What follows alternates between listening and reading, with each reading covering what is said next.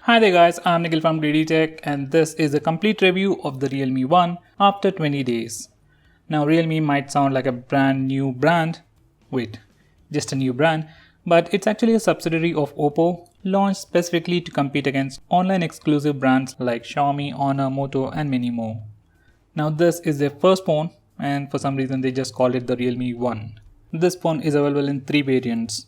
Base variant is priced at 9,000 rupees for 3GB of RAM and 32GB of storage. Next variant is priced at 11,000 rupees for 4GB of RAM and 64GB of storage. And the final variant is priced just at 14,000 rupees for 6GB of RAM and 128GB of storage. They have priced it really aggressively to fight against brands like Redmi and Honor. Now this phone is available only in 2 colors, diamond black and solar red. This is how the diamond black looks like. It creates these polygons when light reflects on it and it does look cool. Now this is the solar red color of the OPPO F7. Even the Realme 1 looks the same, just without the fingerprint scanner. As of now, this phone is sold online exclusively on Amazon.in only in 2 variants, one with 3GB of RAM and another one with 6GB of RAM. OPPO will be selling the 4GB RAM variant pretty soon. Now coming to the design and build, on the back it is a plastic build with a curved fiberglass protecting this out of light. It is definitely better than the glass build and the metal build in terms of grip, but just like other phones, it is a fingerprint magnet and it might break easily. Now coming to the central frame, it is actually made of metal but has a very smooth and shiny painting to it, so it looks more like a plastic frame. Now on the front, it comes with a 2.5D curved glass with a tempered glass pre-applied. We are not sure if it is Corning glass or not, but the company didn't say anything about it, so it's probably not Corning. Now as I've said, it comes with a tempered glass pre-applied, so it comes with at least some kind of protection right out of the box. By the way, it also comes with a free case in the box and it gives additional grip and some kind of drop protection. If you're really worried about dropping your phone, I would suggest you to get a better case. Now coming to the buttons, they are slightly elevated, made of plastic and have a nice clicky feel to them. I wish they were slightly more elevated. Almost all the major phones under 15,000 rupees come with a metal back and look pretty similar, but this really stands out from the crowd. On the whole, in terms of design and build, I really don't have any complaints. Everything looks fine. In fact, it is the most unique phone in this price segment. Now coming to the hardware section, it has all the basic sensors including compass, gyroscope, FM radio, but it is lacking an LED notification light and a fingerprint scanner. Now to make up for a lack of a fingerprint scanner, it comes with a super fast face unlock feature. Face unlock works really well in good lighting conditions. Even in low lighting conditions, it is super fast, but in complete darkness, it struggles. Now, no matter how good face unlock is, it's never gonna replace a fingerprint scanner. At least it won't be as convenient as using a fingerprint scanner. Now with that said, no matter how much we complain, we are not getting it. So let's just move on. Now in the hardware department, I've only noticed one issue, that's with the gyroscope. Yes, it has a gyroscope, but for some reason it doesn't seem to be working properly. This is a 360-degree video, and as you can see, when I try to move around, video isn't fluid on the Realme 1. It might be fixed with a software update. Now this is the SIM card tray. It houses 2 nano SIM slots along with a dedicated SD card slot, which is a huge thing. Obviously it supports dual SIM, but it also supports dual SIM with dual 4G and dual VoLTE. So we can use 2 Geo SIMs on the same phone and even make and receive video calls directly using the phone dialer, which is again something other phones doesn't offer. Now coming to the display department, this phone packs a 6-inch IPS display with Full HD Plus resolution in the new 18:9 aspect ratio. Now compared to other phones in the same price segment which offer full view display, this phone has smaller bezels on the sides and at the top and bottom. Now coming to the picture quality, it's really good, but not as good as the Redmi Note 5 or the Note 5 Pro. That might be disappointing, but for a base price of just 9,000 rupees, they are offering a full view display with Full HD Plus resolution that no other brand is offering. So I think they are already doing a pretty good job. Brightness and contrast are good. As it's an IPS display, viewing angles are great, sunlight legibility is also good. Unlike the previous OPPO phones, we can use split screen mode for almost all the applications, so we can really take advantage of the huge screen. So on the whole, in the display department, I really have no complaints, especially considering the base price of 9,000 rupees. At 14,000 rupees, I wish it was slightly better. Now coming to the camera department, on the rear it packs a single 13 megapixel camera with f2.2 aperture and a single LED flash, and on the front it is an 8 megapixel camera with f2.2 aperture.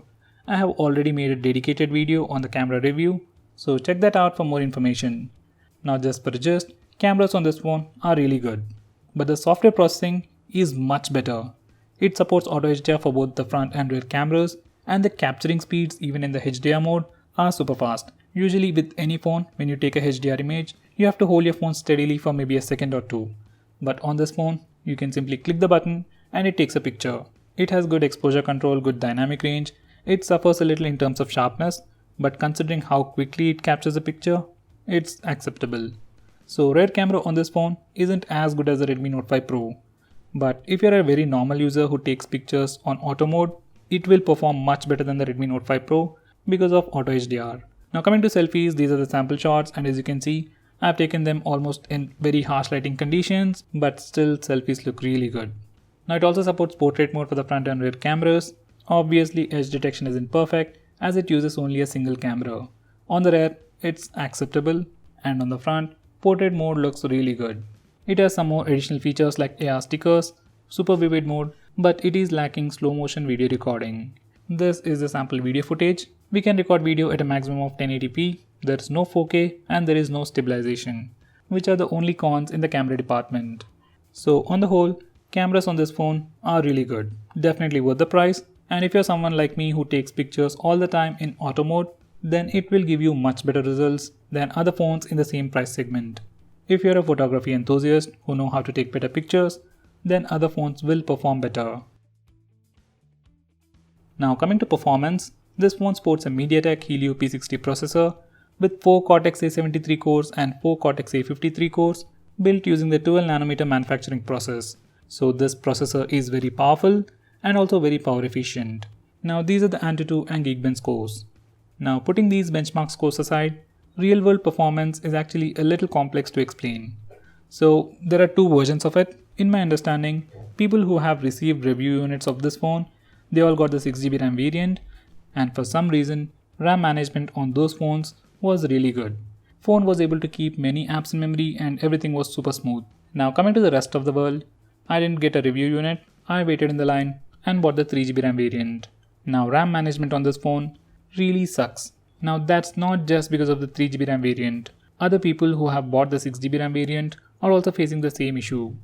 So as of now, it's just a software issue and it can be fixed with a future update. If there is any update regarding that information, I'll update in the description. Do check it out. As of now, 6 June, memory management on Realme 1 is really bad. I didn't receive any update to fix it. I have tried to reset the phone. Memory management is still bad. I have talked to OPPO. They are aware of the problem and working to fix it quickly. So that's a good news. Now coming to the gaming experience, I've already done the gaming review. Check that out for more information. But here's the gist. You can play all the high-end games without any issues on this phone. In my gaming review, I have seen a maximum of 48 degrees in the worst case conditions. There was no fan or AC in the room. There were two huge lights on either side. So in worst case conditions, if you push your phone, you will see a maximum of 48 degrees.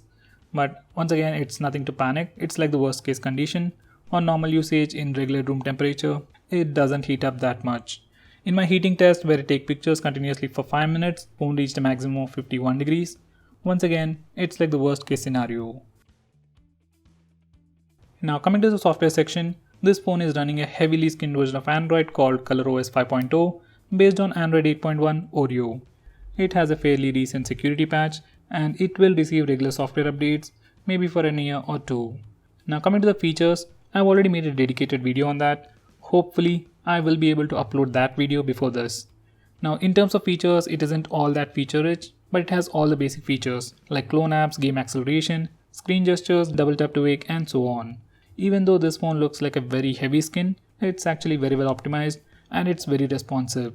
Well, not right now, but once I fix the software issue, it will perform very smoothly.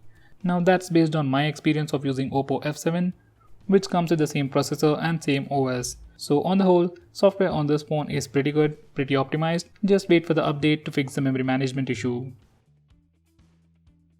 Now coming to the audio department, this phone has an audio jack and a mono speaker at the bottom. Speaker is loud and clear, and unlike most phones, it has a speaker on the left side. It's an unusual position. Some people like it, some people don't. So it's all up to your personal preference. Now coming to the audio experience on the headset, it is definitely way better than other phones in this price segment. People have even been comparing this with the OnePlus 6, and yes, it is definitely better than the OnePlus 6. Just make sure you enable the real 3D sound settings in sound settings. Now coming to the battery department, this phone packs a 3400 mAh battery, comes with a micro USB charging port and a regular 10 watts power adapter in the box. It takes around 2 hours to charge the phone completely and there is no fast charging support. On normal to high usage, I got around 5 to 6 hours of screen on time, and no matter how I used it, phone definitely lasted me a day, and by the end of the day, I had around 10 to 20% of battery life left. If you are a very normal user, this phone can last you for 1.5 days or maybe even 2 days. In my gaming test, for about 1 hour of intensive gaming, phone used just about 20% of battery, which is pretty decent considering the battery size. So guys, to conclude, Realme 1 is an amazing phone for everyone. It has amazing cameras, especially for a normal user like me. It has the performance, it's a great value for money. It has the dedicated SD card slot, looks unique and just weighs 155 grams, which is very less when compared to phones like Redmi Note 5, Asus M1 and the Redmi Note 5 Pro. Now if you are very tight on the budget, I would recommend you to go with the 3GB RAM variant, and if possible, go with the 4GB RAM variant if that variant is available. Right now memory management is bad, but if it is fixed with a software update, even 3GB of RAM should be sufficient for a very smooth experience. Now if you have the money, go with the 6GB RAM variant priced at 14,000 rupees, and it's an insane value for money. If it was me, I'll blindly buy this phone over phones like Redmi Note 5 Pro, Asus M1 and definitely the latest Moto G6 phones. So guys, what do you think about this phone? Do let me know by commenting below this video, and if you're planning to buy this phone, use the link in the description, it really helps the channel. If you want us to make any specific video, tweet out to us with hashtag AskGreedyTech on Twitter and we will try to make it as soon as possible. I'm Nikhil from GreedyTech signing off. Have a nice day.